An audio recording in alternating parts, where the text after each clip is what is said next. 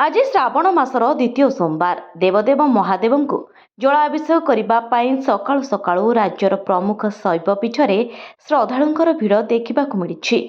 दूर दूरंतु पानी आनी काउड़ियांकर लंबा धाड़ी विभिन्न शैवपीठ को लंबी।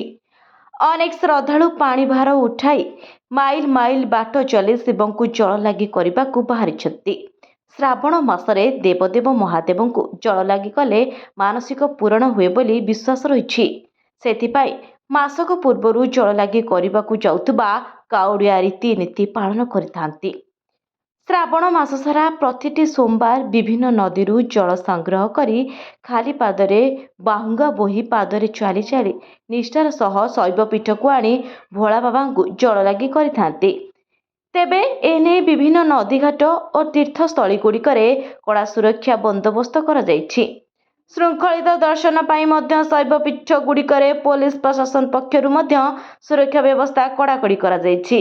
कटकर बाबा धवलेश्वर, बालेश्वर नीलगिरी, पंचलिंगेश्वर, लिंगराज, कपिलास, आरडी आदि शिव मंदिर रे काउड़ियांकर भिड़ देखा मिली। ब्यूरो रिपोर्ट, न्यूज दुनिया।